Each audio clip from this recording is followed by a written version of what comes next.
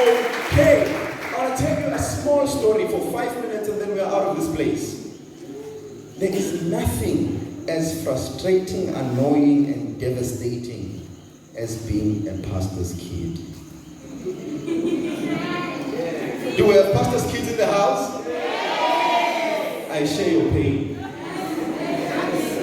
Unfortunately,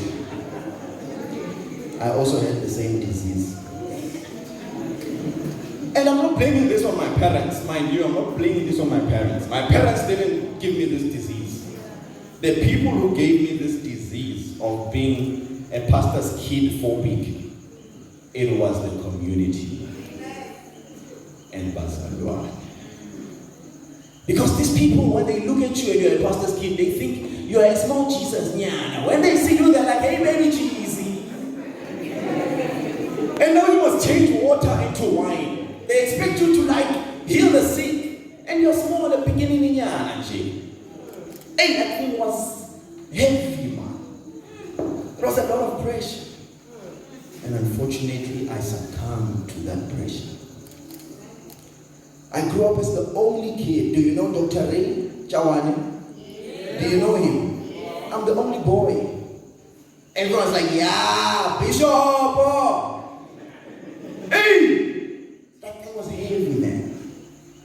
And I lost my identity. I didn't know who I was for a very long time. Because I was that pastor's kid. Everywhere I go, I was carrying pastor's kid. Do you know that KFC advert? Where that big thing is on top of this guy and it's there, it's growing, man, it's growing. I felt like that. It was pastor's kid, pastor, doctor. It was heavy, man. So I didn't have me, I lost my identity. It was sad. Until I took a decision to find who I am. The surroundings took my identity. The surroundings gave me a lot of pressure. I lost myself. But I decided, and I want you to underline this word, I decided to find myself. And I want you, I'm telling you this story so that some of you might take the decision to do something in your life. Because it's that initial decision that's going to change your life. I decided, I'm like, who am I? If we remove my dad as a pastor, we remove the church, we remove all these things, who am I? Very important. And I started searching.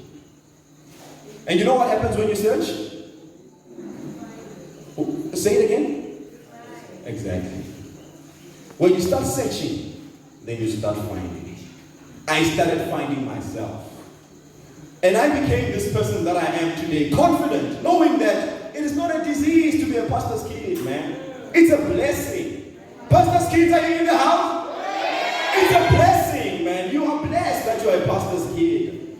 But you need to find yourself. Who are you? When you know yourself, you will know you are not what the surroundings define you to be. You are you. Many people are defined by our surroundings, our friends. Our friends define your identity. You even see that when you are alone in your house sleeping, you come back to you. And you're like, what was I thinking, man? What was I doing? That is you. But when you go out, you find your surroundings. They bring you back to the surrounding definition of who you are. Very dangerous. Many people have even succumbed to that pressure of their surroundings to a point where they felt comfortable not knowing themselves, but being defined by surroundings. They completely lost their identity. And my message to you today, ladies and gentlemen, as youth, we are here in a very bubbly, lively event. The surroundings can define who you are. You might feel like, yes, you are the audience. You are not an audience, you are you. You are Mahori. You are whoever you are. You are not the surroundings. Decide to say, I am not the surroundings. Can you say that? I am not the surroundings. Say it with confidence. I am not the surroundings. I am who I am. I want you to take the decision today, going home, knowing that this event was amazing. Sit down, sleep, and say, who am I, and where do you begin? You start from your maker, God. He is the one who's going to give you a definition. When you start there and ask him, who am I? You start asking him, why am I here? When you know why you are here, you will start doing things that are not defined by other people, but things that he has created you to do. So ladies and gentlemen, I want you to waste your time. I'm just here to tell you that from a pastor's kid who was devastated, I took that as a disease. Today I stand up here as Mashori, Miracle Chawani, aka TMP. Yeah, you can clap your hands. Come on. And if you want to find out more about who I am, you go on YouTube. YouTube, type the Miracle Perspective.